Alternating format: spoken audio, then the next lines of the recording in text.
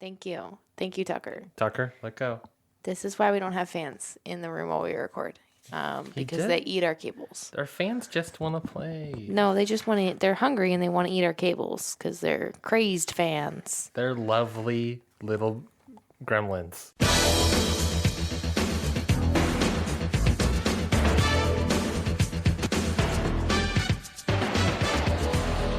Welcome, everybody, to another episode of Scurvivor series. I'm just going to roll into it. Even if you laugh, I'm just going to roll into it. I'm your host, Ryan Knightsey, and with me, as always, is lovely, beautiful, and talented Jessie Dubiaski. Jessie, how are you doing on this fine recording session?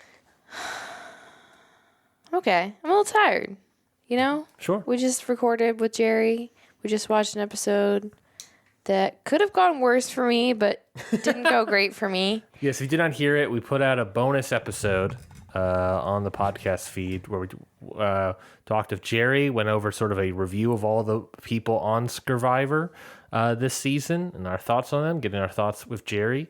And then we were going to do the shakeup, but all three of us agreed that we're all happy for tribes. No one wanted Tim. And it turns out that was a great choice by all three of us. Yeah, very, very great choice. I almost traded him for Ben. And I would have been half right. Like, it could have been Ben. Would you have gotten more or less points? I have to imagine less points. Less points, I think. Let's see. Tim got 10. Ben got 3. So you would have gotten 7 more points. But then I would be down to 2 people, which is real bad. Which is real bad. It's not the worst thing that could have happened, but yeah, that's fair. Certainly not the worst thing that could happen. Why couldn't it just been one elimination? They get Tim out, and I don't have to deal with losing a person. It's fine. It's fine. It's fine. Everything. Please don't leave that in. Oh, I gotta leave it in. I gotta leave it in. Oh my god. You ever just get hit with a surprise like that? No, just me. Oh, is that just me? No one else has gotten hit with a surprise like that. It's happening. It's happening again. Okay, I can do it. Oh. That's Scurvivor series. Wow. You never know what's going to come out. Wow. And just like this episode of Scurvivor series, they were hit with a surprise this episode of a double elimination Survivor, double immunity challenge. We're going to roll straight into it. I'm not going to make fun of you because I love you, but I love still, you too. that's I'm hanging so my head funny. in shame. So funny.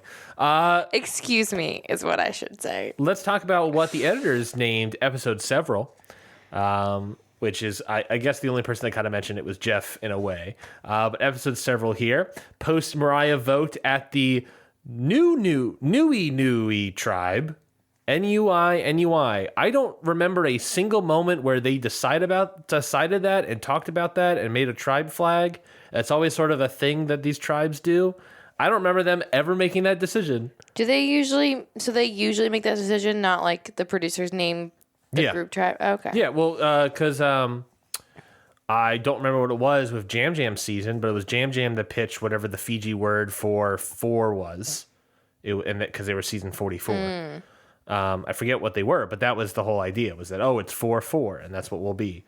And here they are, the Nui tribe. I guess I could look up to see, maybe Fijian translator. Like, maybe I can translate from Fijian to English. Maybe Nui stands for something. According to this, large. Large? Yes. If you put the two together, what does that mean? Well, if I put them two together, large. Still large. They are the large tribe. Or hope. Oh, because it was all capitalized. If you do Nui as all one word, it is hope in English, apparently. This is the Hope Tribe. Fun facts learned on Scurvivor series. Do you think they had Jeff make the several reference because they knew no one was going to say it because no one knows it's episode 7? Yes. So they literally wrote that in there. Like, Jeff, you have to say that in this episode. Well, so that technically someone still said the episode title? Maybe. I don't know because... Yeah, I guess Jeff would know that this is probably episode 7, right? No one else probably knows that, but so maybe. I think it's totally plausible. But yeah, so new tribe name, Nui Nui, the Hope Tribe, or the Large Tribe, depending how you say it. Large tribe. The large tribe. The extra large tribe. Well, it's not going to be... Is that another bird? Is that another bird beanie? Whoa. Jesus Christ, beanie. I just had a lot of oranges. You had 5 snacks back to back to back. Listen, you don't need to put me on blast like that, okay? It's one of those days. Ladies will know what I'm talking about. Ladies. One of those days where I'm just angry, hungry all the time, and it's inconvenient. There's no portmanteau of angry and hungry, is there? Right. I'm trying to think. Hangry? Oh, wait. I thought you were doing that on purpose with the look on your face when you're like, hangry. Oh, wait. Like that was genuine. Wow. Well, we're both in the same boat. I think we just move on for the episode. I think we just sit here forever. Yeah. I think we can't leave. Anyway, let's start the actual show review. Let's get into it. So Venus says that the first tribal is mind-blowing. Of course, what happened with the last tribal, with Mariah going out, is that Venus got one vote. That was the last one? Yeah, it was the last one. Venus got one vote, and she automatically assumes it was Soda that voted her out. She says it was the most logical thing that made sense. The two then fight about it. Tevin says their whole dynamic is toxic. Charlie then opens up to everybody and tells Venus that it was him that voted her. Q hated that he did that. He doesn't want the honesty or the emotions. He tells that to Charlie, and Charlie says that he doesn't want Q running the show. If you heard our bonus episode, you heard me talking about how it's just a matter of time before people start saying Q's running the show too much, and then they decide to get Q out. But what do you think of this opening segment of Venus thinking it's Soda, Charlie telling it actually was him, and then Q's like, you should not have done that? I mean, I totally, if I were Venus, would also suspect that it was Soda. So I get that. Sure. I also think Charlie should not have told her. Yeah, I agree. But ultimately, they still ended up at the end of the episode getting what they wanted, was it being between the two of them. I also think that, Q is making it too obvious that he intends on running everything. Yeah. Like, I would be fed up with Q at this point. Yeah. Like, and this is like the first of, I think, 3 or at least 2 people that say it this episode. Yeah. He really is like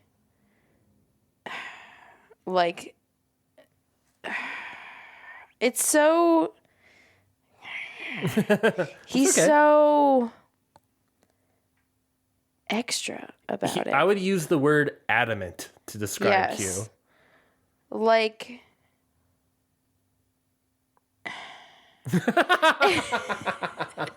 it's okay if you don't have a thing to say. I don't have a thing to say. I would be fed up by now. Yeah, I think that's fair. And I'm surprised more of them aren't. We get a humbling sort of human moment here. Ben wakes up in a cold sweat. He says he had a panic attack, a dream that turned into a panic attack. Kenzie goes to help him, and they make a big hullabaloo about Kenzie helping him in this moment of this very real moment with Ben. I do want to note that another person woke up to help Ben initially that was sleeping right next to him. That person was Liz, who got cut out of this whole dynamic throughout the rest of the episode, and she gets the rest of the credit. And to be fair, when the tribal council comes up, he only mentions Kenzie, that tribal council leader, because she's the only other person at tribal council that helped him. But Kenzie was there, right?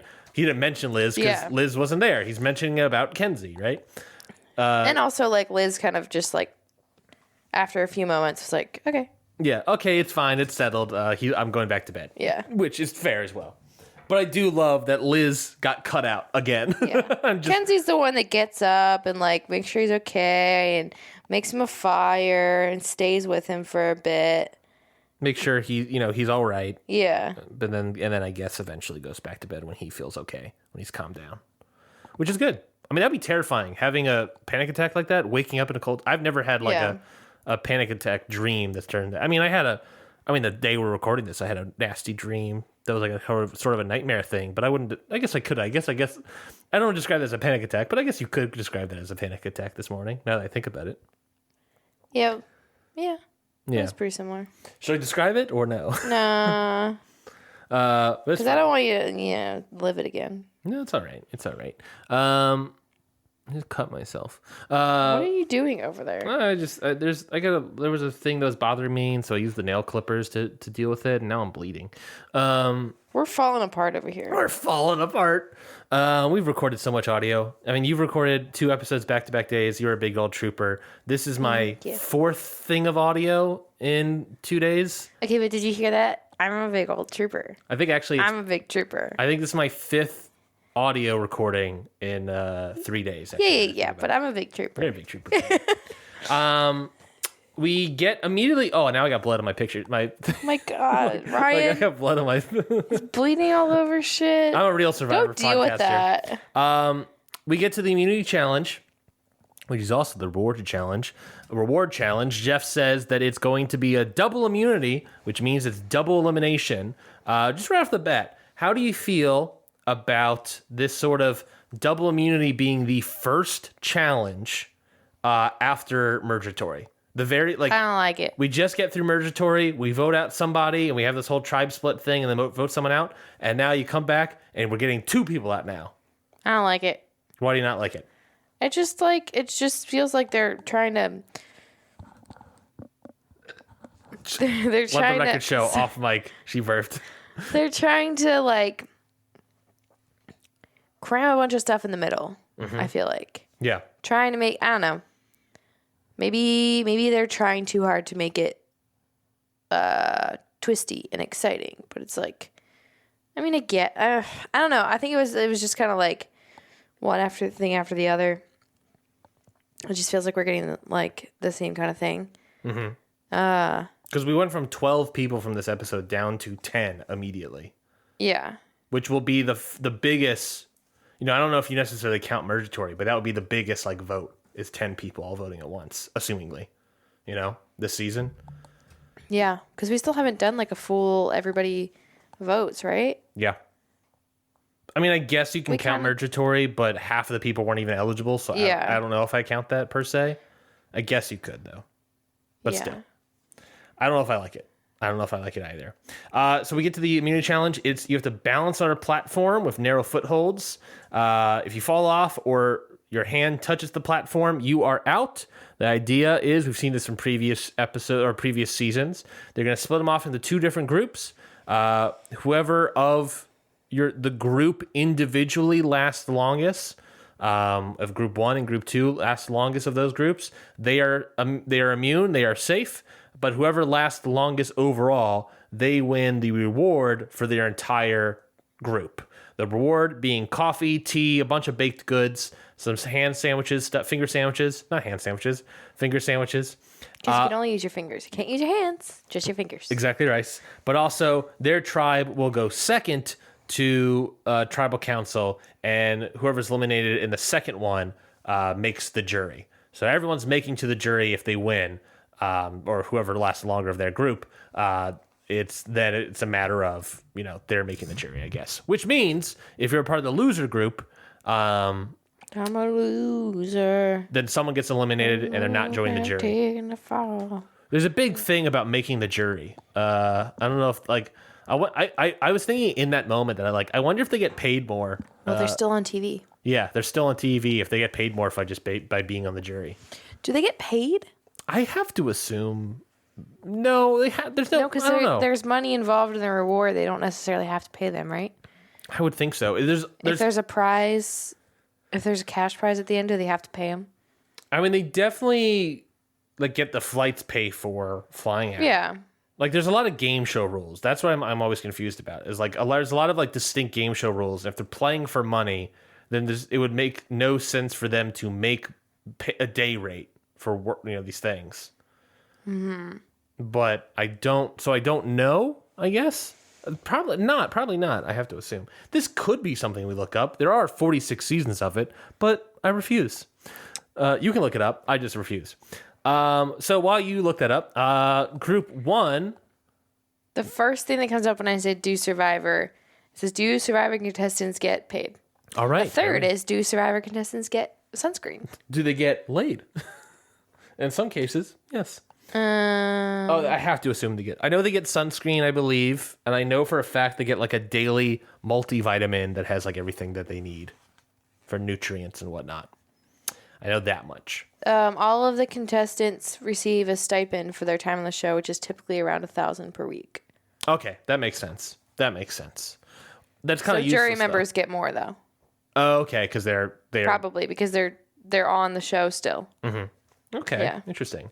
So they do make money, and because it's like they're making $1,000 per week by being on the show. That's a stipend. That's probably the best they can do to pay these people. They probably can't actually give them day rates or whatever. They can only give them stipends, and the stipend serves as their wage, I guess. I think that's the idea. Yeah.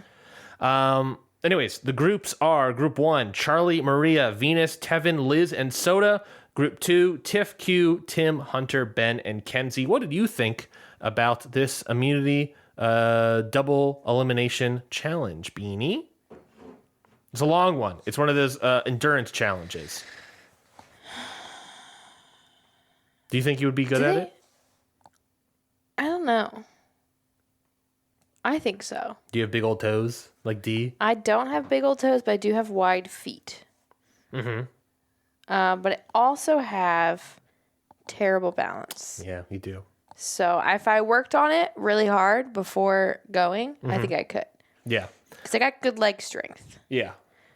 But I have terrible balance. Yeah. I feel like I'd be bad at this. I think you would be better at this than me. Yeah, I would definitely last longer than you. Should we test that? What? I challenge you for the rest of the episode, both of us standing on one foot. Okay. All right. Let me adjust the microphone. Jessie. Oh, but I have really bad hips. Me too. You know I have bad hips. You know I have to go to the chiropractor on Thursday. And I'm going at some point. Your mic can't go up high enough, can it? Oh, I'm going to have to lean over a little bit, so there's that. Okay. But, all right. So this is a live challenge. Okay. I'm terrified. Let the record show I am tethered on a cord that's not got a lot of slack. That's okay. It's okay. So I got to move my chair out of the way. Mm-hmm. So many things you have to do. Ugh, so many things I have to do. Where my headphones are stuck. Mm-hmm. This is a wild episode of Scurvivor series, gotta say. There are so many. I just want everyone to know that there are a lot of excuses coming from that side, from that tribe. Wow.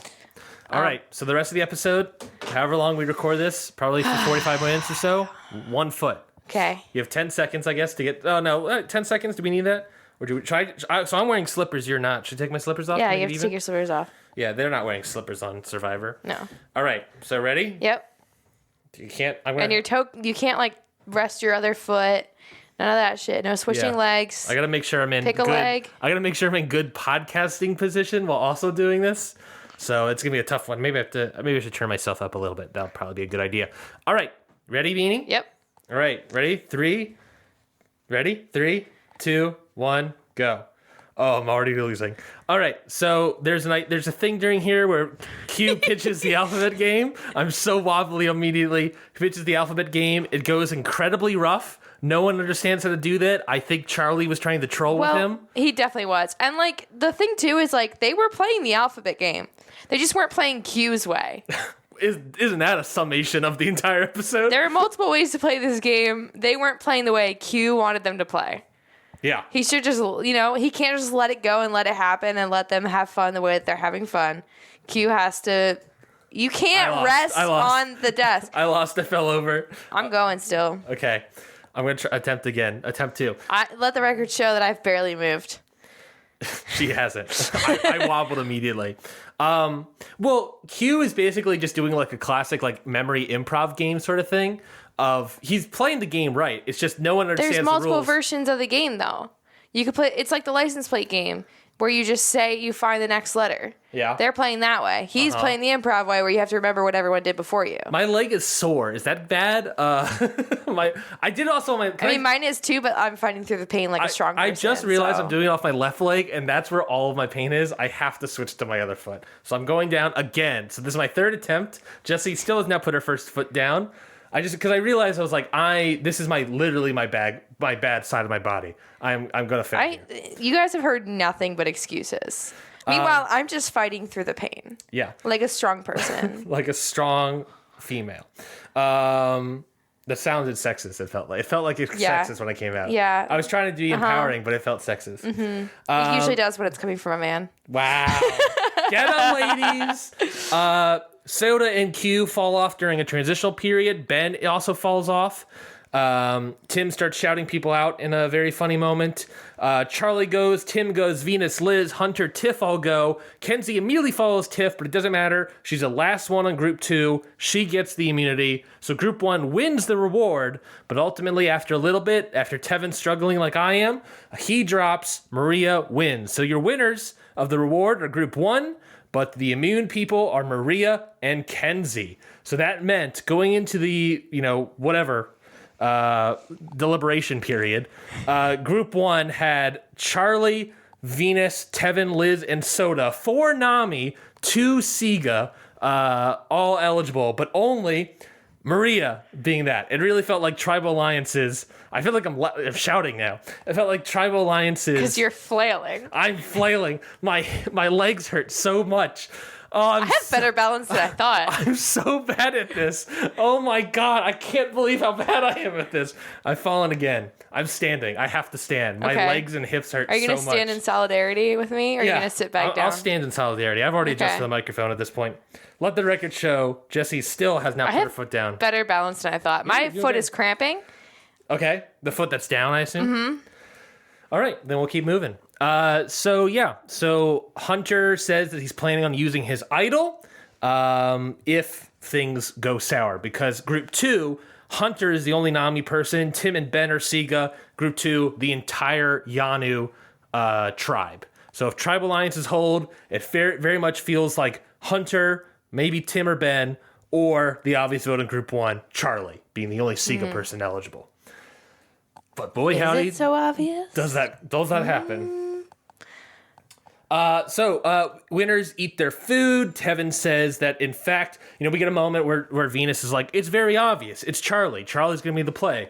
Tevin says it's not going to be tribal lines, like Venus is saying, of Nami versus Siga. He wants a blind side. His goal for this movement is a blind side.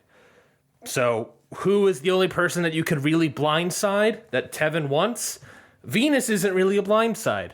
Charlie's not a blindside. I wouldn't necessarily consider Liz a blindside. No, I think they're just keeping her on for fun. I don't really know why she's there. Yeah. So he basically will eventually say that Soda is his sort of prime target to get that blindside. Going to the loser camp, which happens to be the old Siga thing. Q mentions that there's a whole thing about it looks like a tornado blasted through because their camp looks like crap. If I recall correctly, they left very quickly because they were the tornadoes, because when they were leaving, they just ran in, grabbed all their tarps and everything, and then flew out. Well, because they had more stuff to get than Yanu did. Yeah. Because they had like a nice little camp set up. Mm-hmm.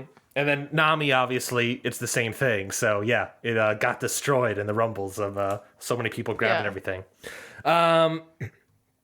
Q mentions that he jumped off on purpose. Well, he claims. But, let's presume he's truthful here. He could be saving face. He could have been. But let's say he's being truthful. Do you think it's a good idea for Q to have jumped off early? His reasoning for it are he wants to prove that his alliances are solid. Do you think it was a good idea for him to do so? Maybe, but I think a better indicator is like a better reason to do it is to like not look like much of a target. If you know that like on half your entire tribe is on your team, so one of them is bound to win, or if you lose, like you have 2 people with you, you still have the numbers. Yeah, I would, if I were Q, I would probably throw this challenge. Yeah. Because one of you is going to win for your team. Like one of you is going to be immune for your team. That was her first wobble. And it's likely that it's someone from your tribe, because there's, again, half your team is your tribe. I think it's a good move to like throw it's a good challenge to throw. Yes. For him. If he's going to throw one to make himself less of a target, it's going to be this one. To test your alliances, though, that's the kind of thing of like, Is Q the person that like does these random like TikTok things to like test his partner? You know, like let me see how they'll react and like let me test them. Let me tell them I'm like cheating on them and see how they react. Like is that the type of person Q is? Like do you not just trust people? You gotta prove it. Yeah. I don't know. I think you're nailing the point on the head. I think you nailed it. And I'll add on top of that, my foot is really cramping. You're doing a good job. Thank you. He is mentioning this idea. Sweat. He's mentioning this idea of testing his alliance. I think it's the complete opposite. I think Q thinks his alliances are strong so much that he can throw the challenge for himself and not go home because he knows he's not going to go home. I have to stop. My foot is she cramping. stopped. That was about 10 minutes, I think. I think it's pretty good. I was starting to sweat. My foot was cramping, and I was like, why am I doing this? For no practice at 10 minutes. I think that's... And not for $1 million? And not for $1 million. Can I have only 20? For 10 minutes. Yeah, you can have $20. Okay. Or if we go out for dinner or something, I'll pay for it, I guess. Okay. How kind. But I think it's this idea of like his alliances are actually solid, and I think instead of testing it, it's less so. He thinks his tribal alliances are going to be solid, and he's going to make it through. If he didn't think they were solid, he wouldn't have jumped off. If he thought he was going home. But at the same time, I think what you mentioned is a better point is that he, in terms of threat level, he's on the same group as two other people, right, that he deemed as the strongest players. That's where the whole Plus One Alliance started. Hunter, Tim, and him, and Q. He deemed that those are three strong, like physically strong players. Because they're men. If he goes out early, he's the weakest of the three. So why vote out Q when the physically stronger players of Hunter and Tim did not drop? True. And let the record show, Tim went out 2 people before Hunter did. So Tim, is Hunter's the physically strongest, then Tim, then Q, by going on that logic. I'm going to adjust my microphone. So was there any other... Oh, I guess, talk about this. So we learned that part of the Q jumped off. We also get a whole discussion of Q and Tim discussing the Hunter versus Ben idea, I guess, of Hunter versus the 6. Do we vote out Hunter because he's the only Nami person? Or do we vote out not Hunter, we vote out Ben or something like that because he's not part of the 6? But Q off camera says, Tim's playing his own game. He's got the Sega Alliance. He's got the 6 Alliance, which some reason went from +1 to 6. Don't know what happened with that name change. The 6 Alliance, the Sega Alliance, his Ben Alliance is, I guess, number 1 is not actually Maria. He has all these alliances, and Q says, I don't know what he's doing, so that's why I want to vote Tim out. Yeah, which is why if you're going to have multiple alliances, you play multiple alliances separately.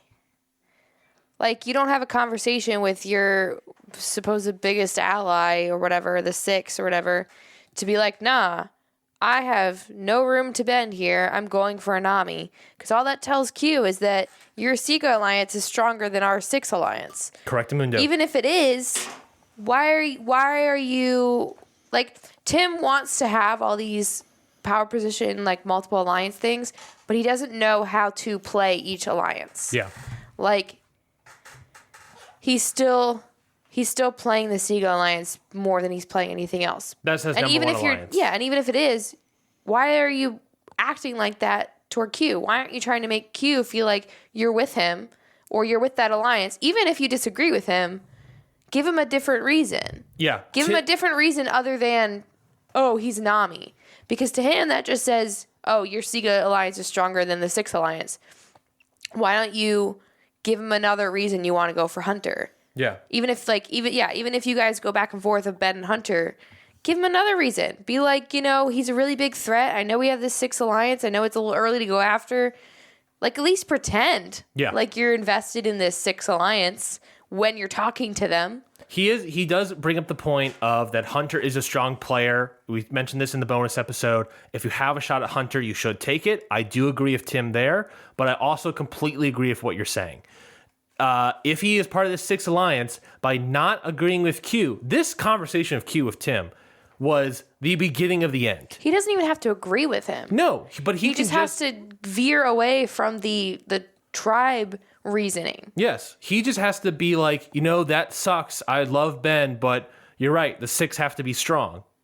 Just something like that. Or even saying, I'd really rather go for Hunter. Like, I know, it's early to go after the Six, but, do we really trust him?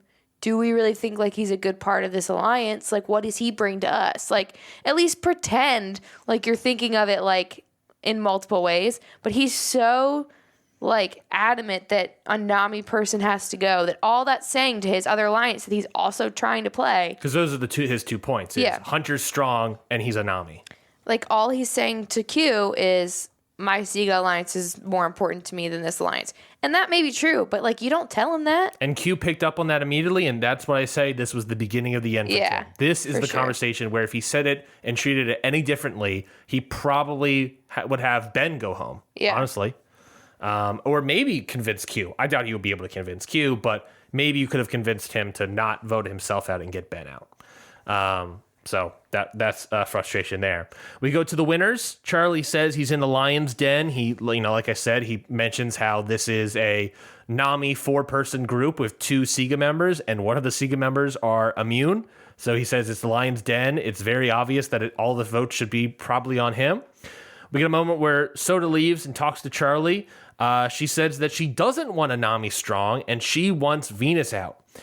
Soda then talks to Tevin. Tevin agrees. Except he says that Soda talks a lot, something we picked up on earlier, and Tevin can't read her. So he's pointed out that he wants a blind side, and that blind side is Soda. Tevin then pitches the blind side to to Liz, Maria, and Charlie. All of them seem on board. Liz says that Soda's her number 1. Maria, we don't really get off of any vibes off of it, but Charlie's like, I don't know. Her number 1 target, by the way, not her number 1. Liz says that Soda's her number 1 target. Thank you. Maria, we don't get a total vibe check, but we get this idea of like, yeah, okay, that sounds like a good idea. Charlie's like, the cracks of Nami are crazy, but I'm not on the chopping block, so that's fine by me. Yeah. I've been told Venus, and now I've been told Soda, so that's fine by me. He's like, it's definitely not me. I mentioned this, Tevin talks to all these people. Who does no one talk to? Venus. No one talks to Venus yet again in all of this. No one talks to Venus. So Venus, as we talked about in our bonus episode, this is a great bonus episode, people. You got to listen to it. As we talked about in our bonus episode, I lost my point. Hold on. Here we go. And back. As we talked about in the bonus episode, Venus, no one wants to talk to her. No one wants to work with her, but she wants agency in the game, something that Maria points out later. So she has to go out and make agency in her own game. But where does it go? She talks to Maria about Tevin, gets nowhere, talks to Charlie about Soda and blindsiding on Tevin. Charlie's like, I don't know. He says that he's not sure about getting Maria on board, so he thinks it's going to be him. Venus and Maria talk about Venus coming too hard, attacking too hard and too aggressive with her gameplay. Which has been a problem for her this whole time. Yeah. So we get this whole dynamic. I've talked about it a lot. We get this whole dynamic of Tevin wants Soda, pitches it to a bunch of people, and all these people are on board. Venus pitches this idea of, kind of 2 ideas, Soda or blindsiding Tevin, but also does it, apparently, according to Maria, aggressively. To the point where, and also from the point of no one initially trusts her, so it's harder to go with. Let's talk about the social dynamics between Tevin's social gameplay and Venus's social gameplay. No one talks to her, so she's already from a level of a deficit, but goes to try to work something up with Maria and Charlie. I don't think we actually see Venus talk to anyone else besides those 2 people. Yeah. But it goes nowhere. She doesn't talk to her own tribe about it. As far as we know. Yeah. She does come off a little intense. Yes. Like, for sure.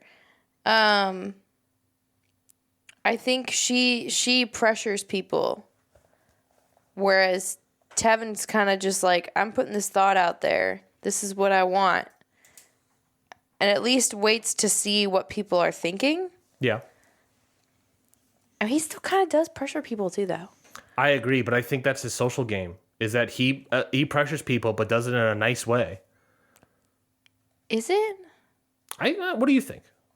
Maybe it's not necessarily a nice way, but just he's not coming from a deficit socially like Venus is. Like, he's coming from a position of power in a way. Like, people trust him. People want to work with him. Whereas Venus is like, no one trusts you. You're a snake. I don't want to work with you. I don't even want to talk with you. Which, like, so is Tevin. That's what I'm struggling. Like, is Tevin's just better at masking it. Mm-hmm. Like, Venus just doesn't bother. Yeah. To, like, hide it. She has no filter. But, like, neither does Tevin. That's what I'm saying. Yeah. But, like, Venus just doesn't bother to hide it. Like, I don't know. Tevin kind of hides behind, like, jokes and stuff. Mm-hmm. He's not as off-putting, I think, because I think Venus can be a little off-putting because she's doing the same thing, but she's also just like we said before in the bonus episode, like, there is no genuine connection with her. Mm-hmm. Like, she's not making an effort to connect with people personally, which I get it. You're here to play a game, but, like, part of that game is connecting with people personally because that's how people trust you. They have no other information to go off of. Yeah. Like, other than how they feel about you personally. Or not just that, but what energy you give off. Yeah. Snake, princess, these sort of things. Like, she doesn't bother to make personal connections with people. In her mind, the only connections she should be making are, like, strategic connections, which I think is the difference. Like, Tevin at least, like, tries to connect with people about personal stuff. Like, I don't think I've seen, like, any interactions with people where she talked to people about something other than strategy. Yeah. That's a great point. Which is a problem because, like, a lot of her opening up feels like it's in the interviews. Yeah. It doesn't feel like she's opening up to people about just things in general, which, like, makes it hard for someone to trust you and also just paints the idea even more that, like, you're strategic, you're a snake because all you talk about is strategy. Like, people have nothing personal to connect to. And maybe she has that with Soda a little bit. Maybe that's why they had somewhat of a relationship, but I haven't seen that with her and any other player. Yeah. And, I mean, not to psychoanalyze Venus here, but, like, this whole idea of that she feels like she gives off this, like, smug princess, like, Mean Girls vibe, right? But inside, she's actually very strong, and she struggles with no one seeing on the inside. I mean, seeing it through this gameplay of Survivor, it definitely feels like, well, no one sees it on the inside because you're not opening up to anybody. Like, maybe she's better at home than she is on the island. I don't know. But, like, this idea of, like, it's hard to say no one knows the true me on the inside when we see you play this game and you're actively not opening yourself up to anybody.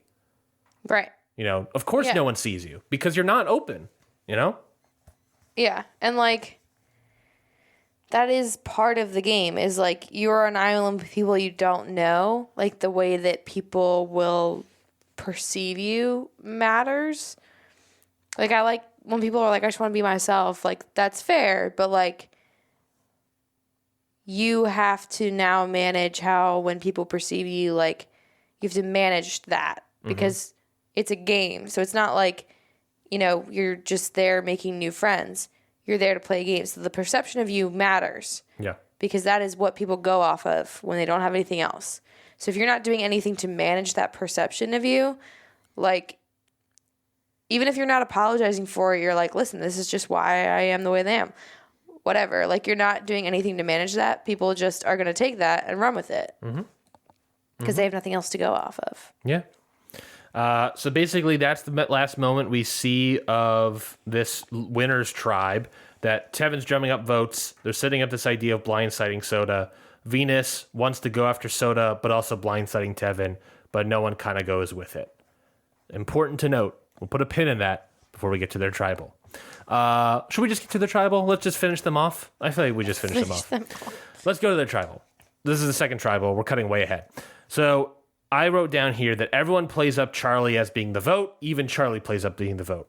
I also wrote down that idea of playing up Charlie as the vote is something Tevin pitched.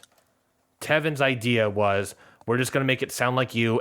Soda needs to believe it's you, which is also what she wants. So that will help with the lie. Mm-hmm. And you just need to play up that it's very obviously you. So everyone's following with Tevin. Venus, however, keeps saying, yeah, I mean, the tribal alliances are a thing. It obviously could be Charlie, but, you know, she does a jab at Soda for some reason, says that Charlie voted for her. So she's like, I don't know. I guess she's also alluding to, I don't know, maybe Soda could be gunning for me. So maybe we should vote. Maybe there's votes coming my way. And she tries this twice, and no one really responds to this, not even Jeff, which I found fascinating. Yeah, like she's trying to make Soda feel safe, I guess. I don't know what she's trying to do. Me neither. I don't know exactly what she's trying to do. I think she is I read it as she's trying to convince people to go with Soda and go with her blind side. Maybe. I think that's what she's trying to do, and say like, oh, Soda's actually coming for me, possibly, you know? So maybe. But who did she talk to other than Maria and Charlie? I don't know. That's all we saw in the footage. So it's like, I don't even know what she's talking about over here. I didn't see her talk to Liz or, obviously not Soda, but Liz or Tevin once. So I don't know what she was thinking. Well, she was thinking she doesn't need to, because she was thinking we either do Soda or Tevin as like a 3-2-1 split or something. So she was thinking, I don't even need their votes. I can just work with Maria and Charlie and just get out Soda. So I don't know. There's so much confidence here that Liz says that she doesn't bring her bag. Liz is a fascinating person. Fascinating in that, like, she's not that interesting. Except for when she is. No, she does things that are fascinating to me. That's interesting to me. Because she's playing up the idea so much that, yeah, it's definitely not me. It's definitely going to be someone else. Because she's like, I already don't need to bring my bag. I already know I'm going back to camp and enjoying the fire. You know, I'm already cool. What a thing to say. Insane. This level of confidence. From a person who, like,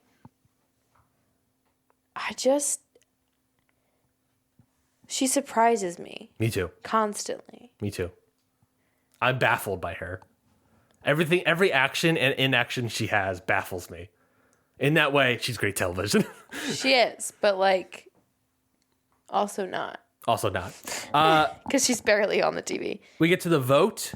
2 votes for Venus, and 4 votes from Soda. The votes on Soda were Venus, Maria, Charlie, and Liz. Liz gets out her number 1 target. Maria and Charlie vote out Soda.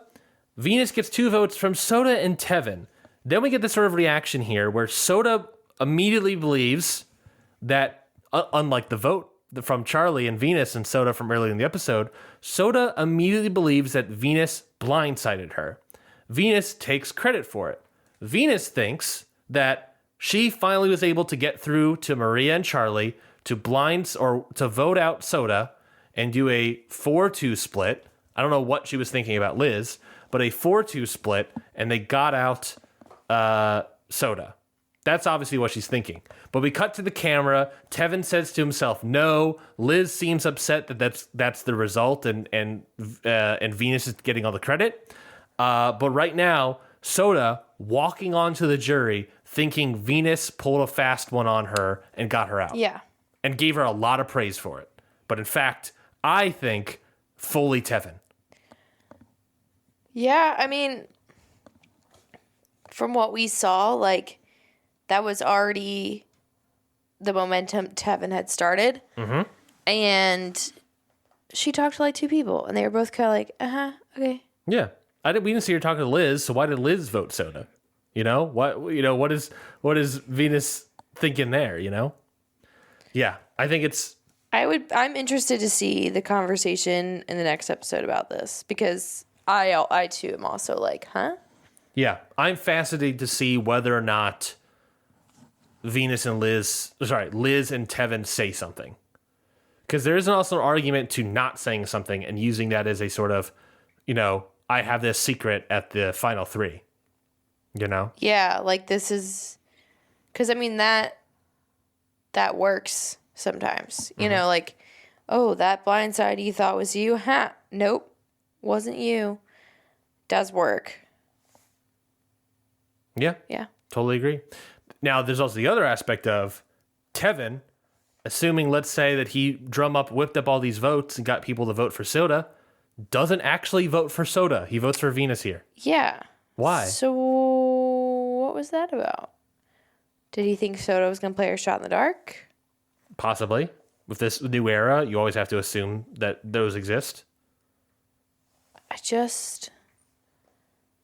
don't see a reason other than splitting the vote. Yeah, me too. Yeah, I don't really see... Like, I like this idea that he jumped up all these votes and then said, "Oh, I'm not going to vote that way. I'm going to vote the other way." But even then, like, why do the shot in the dark if he knows that Soda's voting Venus? Right? If his plan worked and Soda is voting for Venus because she's fully fooled into what's actually happening, then Tevin knows Soda's voting for Venus. So then why vote for Venus? Maybe he thinks that Venus is going to vote Charlie, is going to chicken out and vote Charlie. So then it would be between the two of them. It would be a 3-1-1. So maybe he put another vote on Venus just to be sure that if Soda played her shot in the dark, it'd be Venus and not Charlie. Sorry, it wouldn't be a 3-1-1. It'd be a 4-1-1. But yes. I wonder if that's it. If, like, the idea that if she plays her shot in the dark, it's Venus. Yeah. And to be sure that it's Venus. Mm-hmm. And not Charlie. I guess, yeah. But it's weird that Tevin would be the one to do that.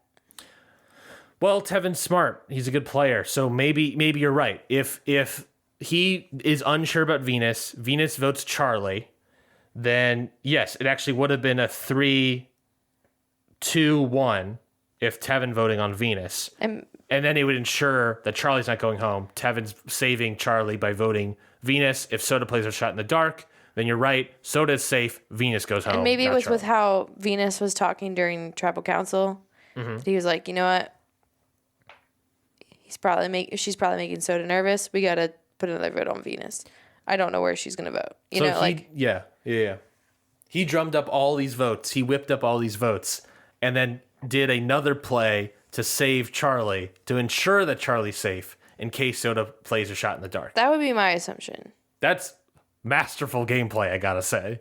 That's insane gameplay. That's so good. It's, again, I'd be interested to see what happens afterward. Mm-hmm. Yeah, whether or not he takes credit for it. Yeah. Or, like, what he says. Sorry. No, that's okay. Let's move on to the losers camp. Losers. Tim pitches Hunter to Q and Tiff. Tiff says that it ain't about Tim wanting Hunter out, but rather Siga wants a Nami person out. That it's still tribal alliances. And based off of that, her and Yanu want Tim out because it's not about tribal alliances. Doesn't matter. Let's get this out. Do you think that is a good gameplay? Do you think she should have... would it make more sense to drop a Nami, drop a Siga, yada, yada, yada? That's kind of what helped the Carson, Jam, and Carolyn group is the other tribes going at each other's throat. But instead, she's saying, no, I don't care about any of that. I just want you gone. For that exact reason. I mean, I think that she's right. Because as we see, like, Siga still won't vote for each other. Yeah. But Nami is, fractured. They can just sit back and let Nami pick each other off. Yeah. No one's going to pick off Siga because Nami's not going to unite against Siga.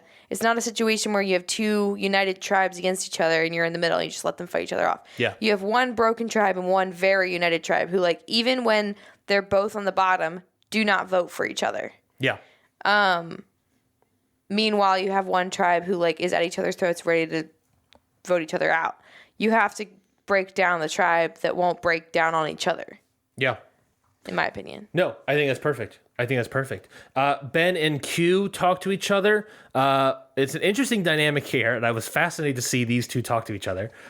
Ben said he's willing for... Basically, Ben is having a conversation where he says he's willing for it to be him versus Hunter. He knows it's Hunter and says it's Ben. And Q keeps saying phrases of like, yeah, but like, you know, if Hunter pulls out something and plays it, then you know it's going to be you. And Ben's response is like, yeah, but you know, that's Survivor. You know, that's the random chance, you know, that's what you got to deal with. Q is trying so hard for him to just admit that he would vote Tim. Yes. All he wants is just say it. Just say, well, then let's put Tim's name down as the alternate. Which exactly proves Tiff's point of Siga is unwilling to vote for each other. Yeah. Because Q is trying to goad Tim's name out of Ben's mouth. He won't say it. And Ben won't say it. Ben would rather fall on the sword than vote another Siga person. Or even pitch another Siga person. Which is why you need to take them out. You got to start tearing them down. Because like that's more dangerous than two bigger tribes. Because again, one tribe is just going to fall apart in a heartbeat. But the fact that he literally was willing to be like, I'll put my name down. Mm-hmm. Like put my name down as the alternate. If I go, I go. Than to write down Tim's name. Yeah. Which, terrible idea, Ben. If it comes down to you being the alternate, you gotta give up Tim. Yeah. Like, it's just you staying in this game. Yeah. Like, you gotta give up Tim. And he didn't want to. Q then flips to voting Ben and tries to convince Tiff and Kenzie to vote for Ben. For a hot minute. Tiff calls Q a sucker, and Kenzie and Tiff discuss the idea of Q flip-flopping a lot, and Kenzie talking about Q is, again, trying to control the game. Now, I'll ask you this. Obviously, there's a bias... Excuse me, I burped. There's a bias here Contagious. where I know you don't want Ben out. But if you're in this moment... Who is a better person to vote for, Tim or Ben? And what do you think?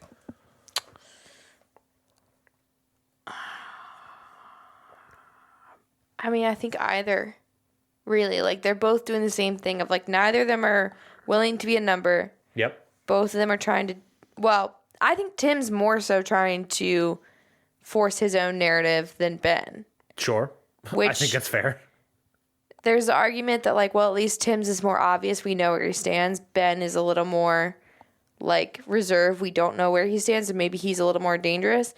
But I genuinely don't think that Ben's trying to force any game, like, right now. I think he's just trying to stick with Siga. Yeah. Like, I genuinely don't get a vibe from Ben that he's gunning for anybody. Yeah. I think that makes him scary for them because they can't read him. I have no idea who Ben's number one target is. I don't think Ben has one. Like, that's what I think. Like, I think someone like Liz, like, we wouldn't have known who her number one target is, but she definitely had one. For some reason, she's the type of person that even if she's not being strategic, she would just pick a person and be like, I don't want them anymore. Yeah. I genuinely don't think Ben had a number one target. I think he knows who's a threat. Mm-hmm. But I don't think... vote to vote. Like, he knows Hunter's the person here. But I don't think there's one person that he's like, I gotta get this person out. I think that's fair. I just don't think that he's there yet. I will pitch this idea. I think if Q had all the information and saw the footage like we did, I think Ben is actually the better person to vote out. And I'll explain why. You want to crack Siga. Who is the biggest mascot of Siga? I think that's Ben. I think if you vote out Ben, that will crush Siga. Who's the person bullying them into, like, staying Siga strong? They're all kind of working to each other. Yeah, but Tim was the one in the Mariah vote that was like, Siga strong. You guys gotta say Siga strong. So was Charlie, checking to make sure that they're all Siga strong. But this is my counterpoint. But who was the one from Siga that mentioned Mariah, that was willing to give up a name? Tim was. He was willing to give a crack of Maria, even though he immediately went back on that and tried to, defend her. Ben was also at that feast. Ben didn't put up Maria's name. Mariah. It was what? Mariah. What about Mariah? You keep saying Maria. Oh, They didn't put up Maria's name. I thought I was saying Mariah. My apologies. Yes, Ben was also at that feast. He did not put up Mariah's name. He did not put up Mo's name. Tim put up Mo's name. Tim is willing to showcase cracks in Siga. Ben, you have no idea what he's doing. Why not just cut out some dead weight with Ben and keep Tim, someone that in the past has been willing to throw out another name to ensure his own safety? Well, not his own safety because he was already safe, but you get the idea. Plus, you have this whole other alliance and all this other stuff. I get the idea. I think voting Tim is also a good idea in this moment, but I think there's an argument of it will have a bigger hurt on Siga if you get out Ben, because he's sort of the mascot, and Tim is willing to give out other names. I mean, it's a fair point. I think either of them are a good vote. Sure. Yeah. We get to the first tribal. Hunter says Yanu is in the power position. Very important here. Tim says Hunter's a challenge threat. He calls out Hunter for not really making any real alliances and plays. So we have this sort of momentum idea that people don't get, I think, a full impression from Hunter. They think Hunter's a challenge beast, but Hunter is not, has a lot of alliances, are smart enough to make these alliances, right? This idea of Tim being like, you're not making any real alliances to ensure your safety. You're just like, I'm willing to work with people. I'm just willing to be a number. And Tim says that Hunter's not doing any of that. I don't know. But I also think I see that and I think to myself, that's exactly what Hunter wants to do. He wants to play off like the dumb idiot. Yeah. He's smart. He's obviously, we know, intelligent. Episodes ago, he said this was his strategy. Plus, he's the only member of his tribe. He's like out of his element. Sure. In this situation. So, like, of course, he's going to play that into that even more. Mm-hmm. Because he's got 3 Yanu making the decision, really. Yep. And there are 2 Sigas to pick from, but he's the only Nami. Like, the odds aren't good for him unless he just, is like, hey, you tell me what you want. Yeah. And obviously he's playing it up because he thinks that either Tim or Ben are going home and needs to trick them, right? Right. So he's playing into it even more. We also get a nice little sweet moment where Q hypes up Kenzie and giving her a win. That's cute.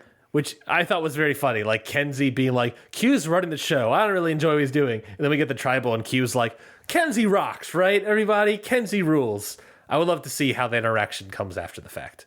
But a very nice moment here. But the vote comes out. A nice moment, but it also solidifies his point that, like, listen, I'm not the biggest threat here. Yes. That you, like, you oh my God, I didn't think about that. You don't have to be a big, strong man to be a big threat. I mean, look at this smallest person. Like, it seemed genuine enough, and I'm sure most of it was genuine, but because it was followed up with the human interaction of Ben and the panic attack stuff with Ben. But also, I mean, I'm sure Q, at least the thought occurred to him that let me hype up this person who won the challenge, and people may stop looking at the big, strong men for a second and be like, oh, wait, right, other people could be good at challenges. Wow. Sometimes I have great thoughts. I did not think about that, Jessie, and I think I just blew his mind, y'all. I think I just really just blew his mind. That immediately puts Q in MVP contention for me. For this God episode. damn it. Stop doing that. Stop you having good points? Well, it's this idea, right, that Q, this episode, got what he wanted for getting Tim gone. Kind of what he wanted. He was all over the place a little bit, but ultimately got Tim gone from the jump. But also 2 different moments of working on his threat level. One for throwing the challenge to showcasing that he's not a big challenge beast. Supposedly throwing the challenge. I never believe people when they say they throw the challenge. I believe him.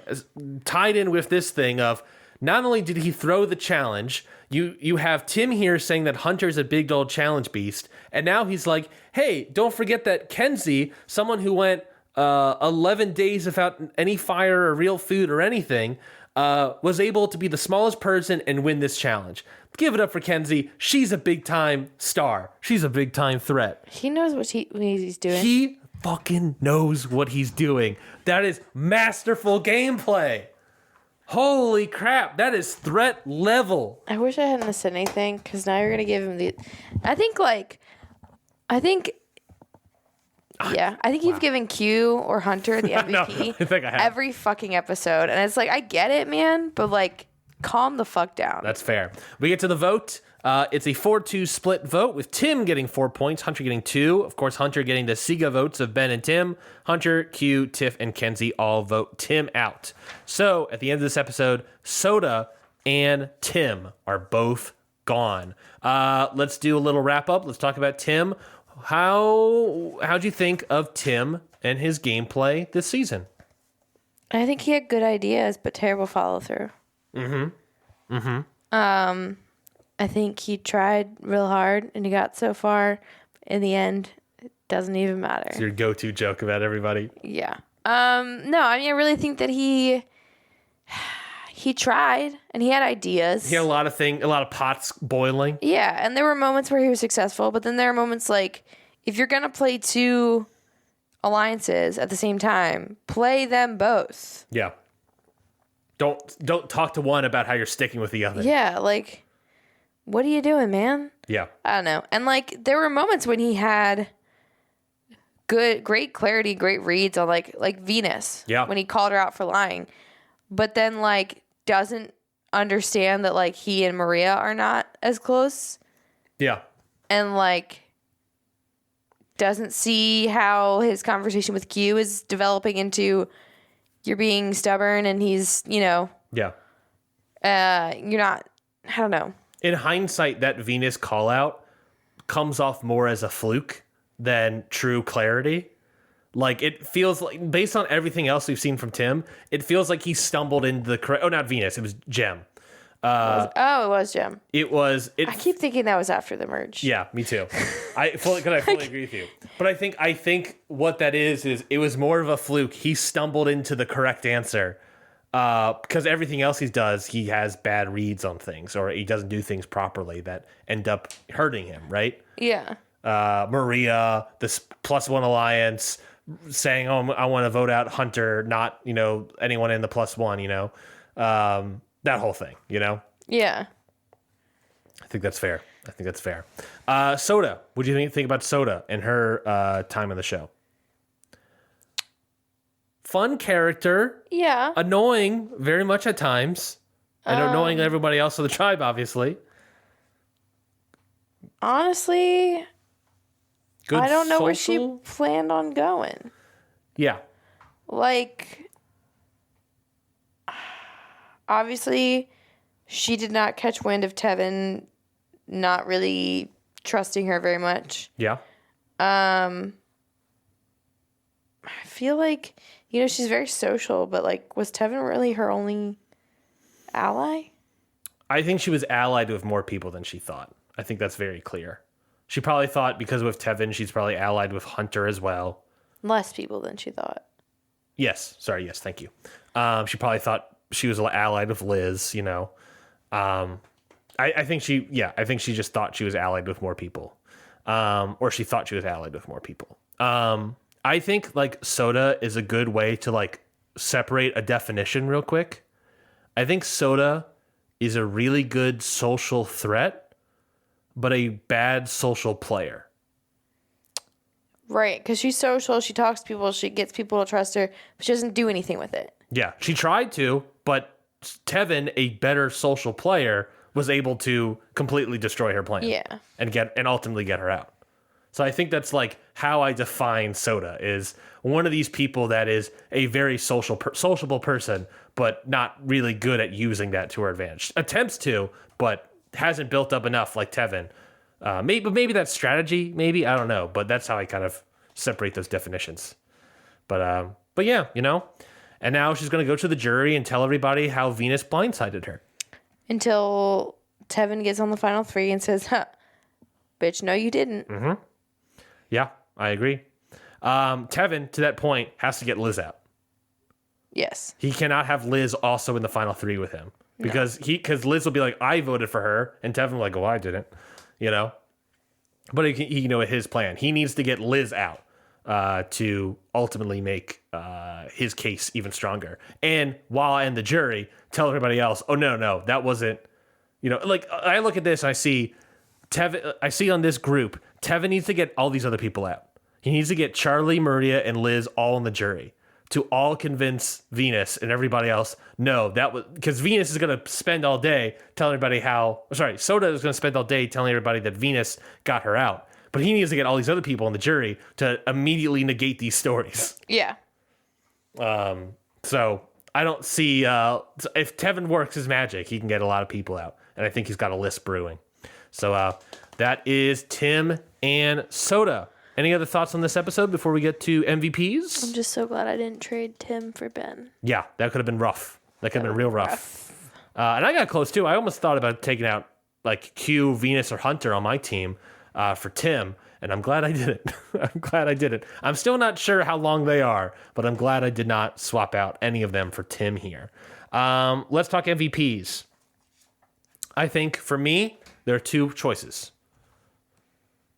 And there are 2 people I said masterful gameplay to earlier in the episode that I think are my obvious 2 choices. And I think, ultimately, honestly, there's probably just 2 people. But do you want me to discuss those people, or do you want to... Oh, there's only 2 people, though. I think so am I allowed to pick a different person? Yeah. Those 2 people? You can pick whoever you want. For me, there was 2 obvious MVPs. Who are your... I know Q. Q is one of them, and Tevin's the other. Yeah, I think Tevin's a good choice. It's so obvious that Tevin orchestrated that play. Yeah, I kind of wish that, like, I would love to say Maria because she won individual immunity and, like, would love to say that she protected Charlie. But she didn't really do any of that. Like, she didn't have to. Sure. Tevin mostly did by coming to her and being like, I want Soda. Is there a what-if case, I guess, for Charlie or Maria, maybe more so Maria, that they went along? Tevin was the one whipping up votes, but if they didn't go along with the plan, let's say if Maria and Charlie instead vote Venus, then Venus is out 4-2. If Maria and Charlie instead decide, we're going to vote Tevin, right? And he'll go with whatever Venus's plan, right? Then that would have been a 3-2 a 3-2-1 split on Tevin. Is there an argument that Murray and Charlie were, Tevin was able to whip up votes, but Murray and Charlie were the ones with the actual power of the vote?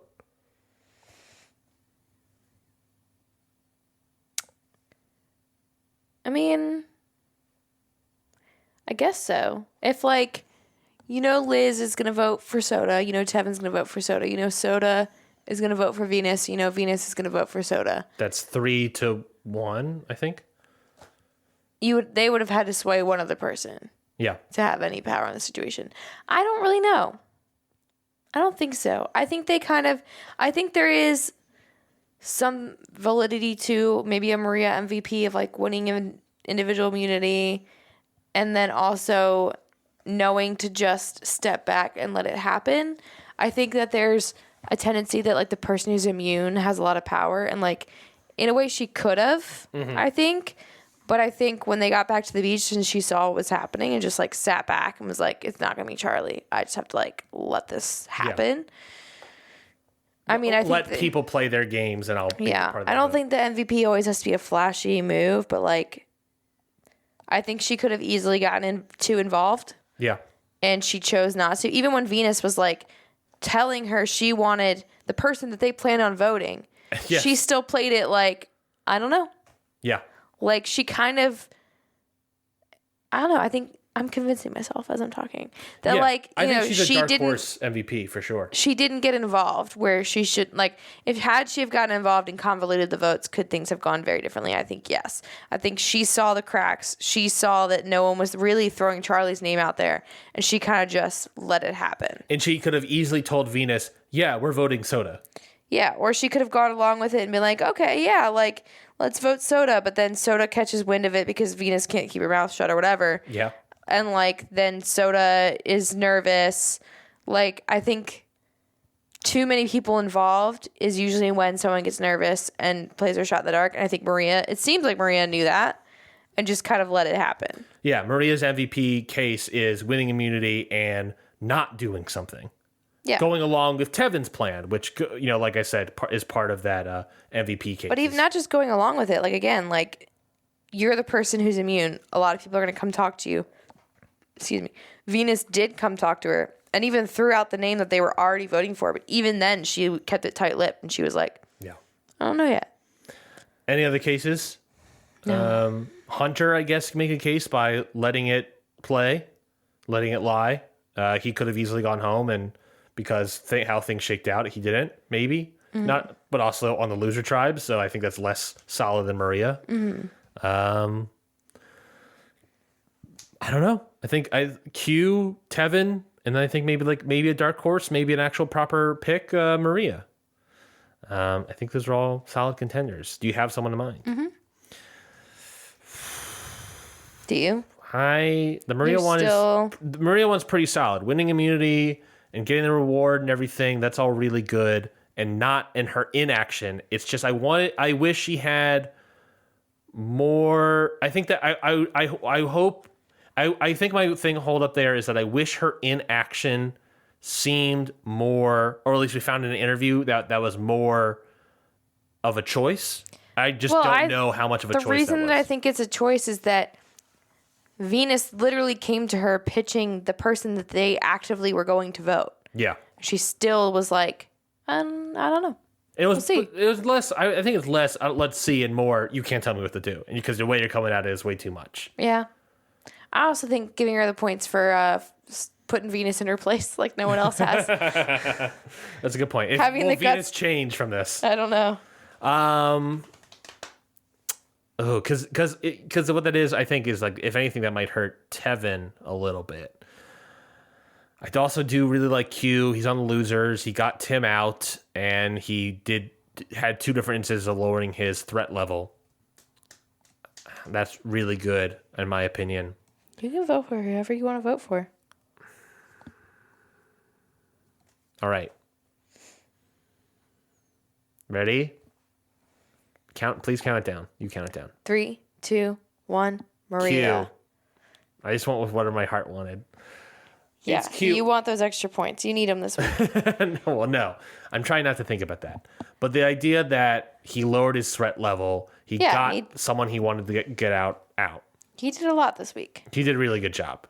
On the other hand, he did hurt himself a little bit by being too controlling with 2 different people. But, I don't think anyone had a perfect game per se. Tevin, you can make the argument, but I think we made a good enough case for Maria, and to a lesser extent Charlie, of MVP. So I think Maria's a solid pick. I think they are a very solid pick. Let's look at the numbers, Beanie. Let's look at the points for this season. The petition to get me a soundboard continues. I just need 2 people to email in saying to give Jessie a soundboard. Yeah, just 2. Just hold just 2. Just 2. And what's that email, Beanie? It is Scurvivor series at gmail.com. SCURVIVOR series at gmail.com. All right, let's walk through the points. So glad I got that right. That would have been embarrassing. So we're saying Maria gets 5 for MVP, and we're saying Q You're welcome, Jerry. gets 5 for MVP. Jessie, let's hear those points. Well, let's start with the smallest team. Let's start with the smallest team first. How dare you? Q on Ryan's team. We have Q with 8 points. He said a curse word and he survived the week, plus 5 for getting MVP, which gives him 13. So there's that. Copy that. 13 points. Hunter survived the week for 3 points. Venus won group reward and survived the week for 8 points, with a total for Ryan of 24. 24 is real bad. That is officially my lowest. That drops my average of 68.6 to 61. Yeah, let the record show that before the MVP points, he was at 19. Yeah. It was real bad. Not great. Real bad. Who should we do next? Let's do you. Let's go you. So I had Soda. I won. She won group award, torch snuff due to blindside, and cried on camera for a total of 20 points. Jesus. Kenzie. 23 points. Individual immunity, cried on camera, and survived the week for 23 points. And Tiff survived the week for 3 points. Ben also... Tiff was not really in this episode. No, not really. She was there, but not really a lot of stuff happened with her. No. Ben, 3 points. Survived the week. Total for me is 49. That's a lot. Yeah, that's 25 more than you. That is probably about half of your point total. Not as good as your number one of 130 in episode 2, but not your lowest at episode 4 of 39. So Yeah. So that brings your average points from 67.8 to 64.7. So not as big of a drop as me, but still higher than yours. still it's pretty good. But I lost Soda, so I'm down to 3 people. Yeah. Jerry still has 4 people. Tevin, 8 points, 1 group reward, and survived the week. Maria with 28 points, plus 5 for being MVP, so that's 33. Holy crap. My pen just ran out of ink. Here's my pen. Individual immunity, 1 individual reward, survived the week, and MVP, so she got 33. Charlie with 8 points for 1 group award and survived the week. Liz also with 8 points for 1 group award and survived the week. So Jerry with a total of 57 points. I wonder if is this the first week Jerry's won? This is, in fact, the very first week. No, sorry. No, it is not. I take that back. This is her second win of an episode. Her first win came in episode 4, or from episode 4, I should say. So this is Jerry's official second win of the series. Yeah, you're right. With also, and she got more points in episode 4. She got 59 points. Mm-hmm. So good job. Good job all around, gotta say. I think that was some good playing from everybody. So where are we at in the standings, Ryan? We are in the standings. I'm doing some math on my computer real quick. Mm-hmm. We are still in last place, however, Jerry with 277 points. But Jerry, the only person with a 4-person team, Charlie, Tevin, Maria, and Liz. Solid grouping there. Now, in second place, with a 3-person team of Hunter, Venus, and Q, is Ryan. 367 is what I got. Big drop. I had a lead for 2 episodes, I believe. Yeah. But my 367 is nothing compared to Jessie's leading point total of 388. Yeah. With her now 3-person team of Kenzie, Tiff, and Ben. Kenzie, Tiff, and Ben. How do you feel about that group? I feel pretty good. Mm-hmm. I feel good. I feel like not Kenzie and Tiff won't both make it to the final 3, but one of them probably will. The hard part about that is if Tiff decides Q, then Kenzie's gone. If Tiff decides to stick with Kenzie, then Q's Tiff is gone. not going to decide Q. No. Because Q will not let her play her own game. Yeah. Kenzie, at least I feel like between the two of them, Tiff is above Kenzie. Yeah, I think that's fair. And then Ben will go as far as people let him go, I think.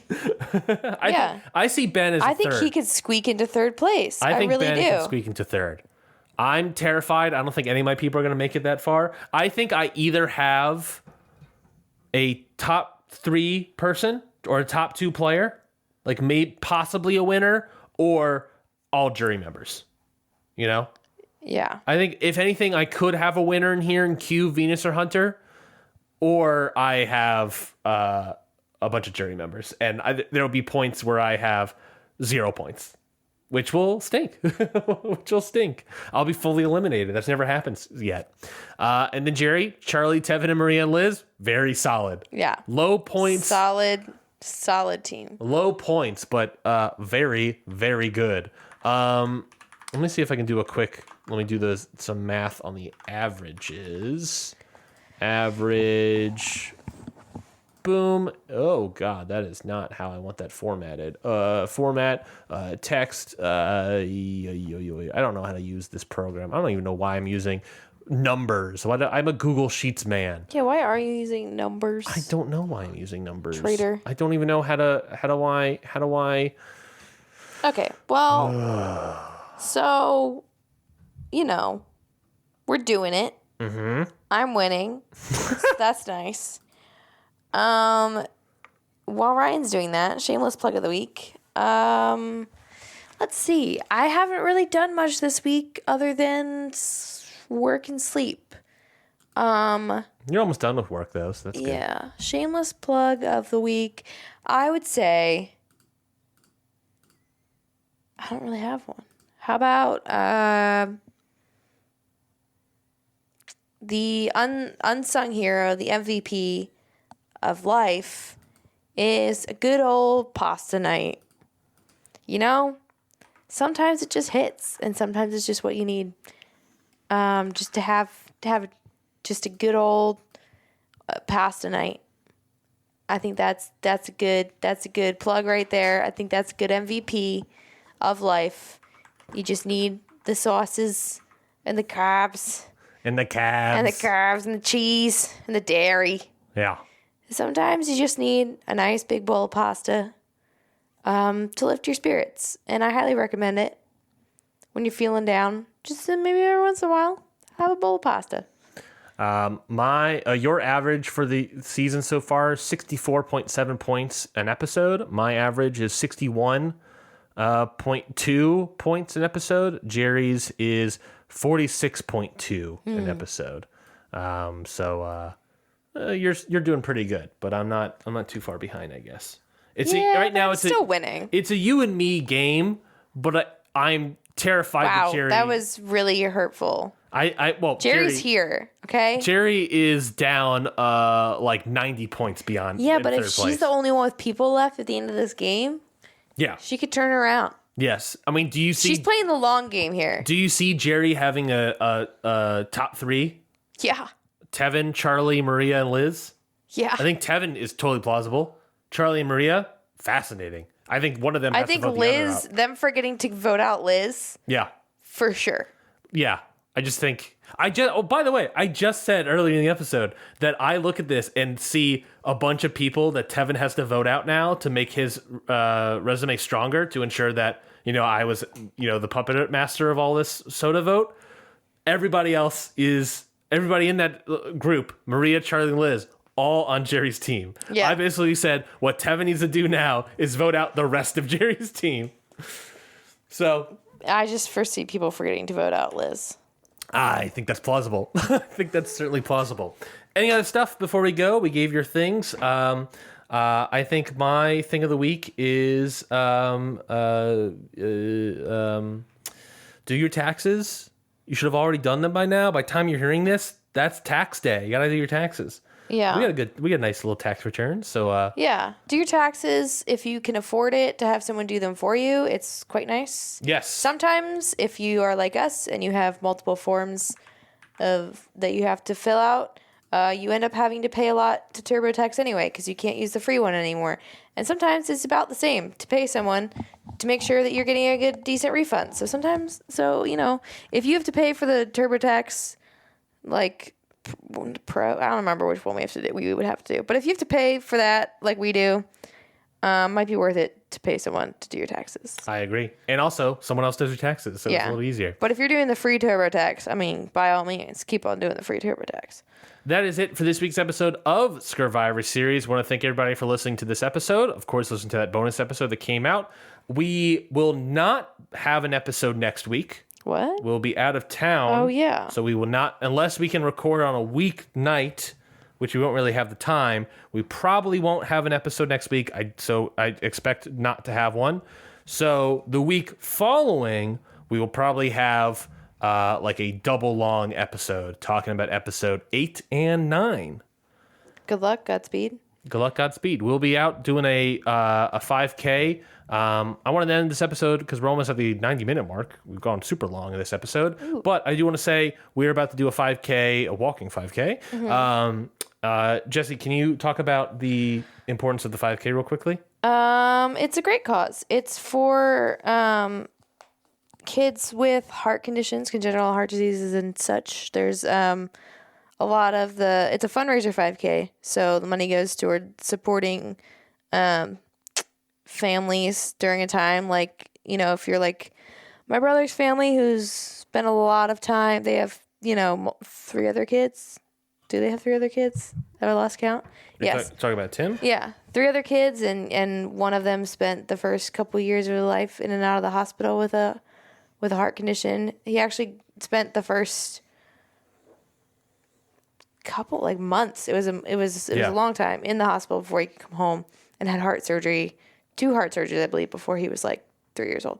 And the organization that is raising this money and putting this on is doing a lot to assist families who are going through that, and financially, and also may have other kids that they're taking care of, and when they do bring their kids home, making sure that they have the support they need to make sure that they're healthy. What's the name of the organization?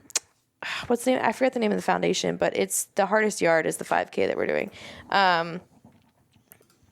It's a football player that I should know this. It's a football player. The Greg Olson Foundation. Yes, except why it's North Carolina. He's a Panthers. Yeah. But yes, go ahead. So they do great work, and they support a lot of heart patient families. A lot of them are children. Yeah. And not just support our team. Support our team. I don't know what our team is called. Matthews Militia. I don't know. I know you for a fact you can donate to our team.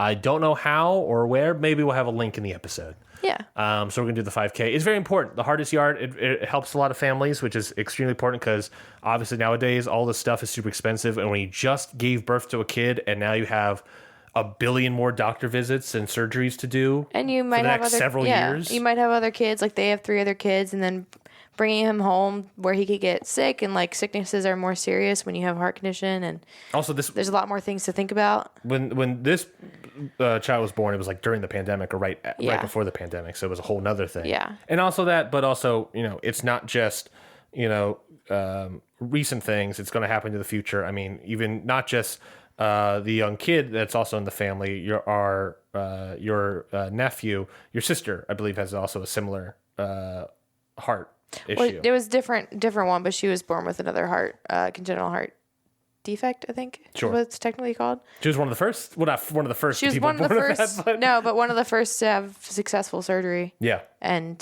she's in as an adult. She's in textbooks and whatnot. Yeah. So it's a thing that's always been happening, and it's a good foundation to sort of help those families in need. So we'll be doing a 5K this weekend. I'm excited for it. I'm nervous because we did more than a 5K by going on a hike the other day, but at least that was different scenery and stopping every once in a while. Where this one is just going to be, I think, one road the entire way. There's a lot of people. We'll be with my family, and we'll be with other people. Why do you think I'm nervous? Only half of them are going to run it. Oh, yeah, that's true. That's true. Yes, the Hardest Yard, Matthews Militia, right? Matthews Militia. We'll put a link in the description. Go donate if you can. That is it for this week's episode of Scurvivor series. We'll be back not next week, but a double episode the week following. So until then, goodbye, everybody. Goodbye.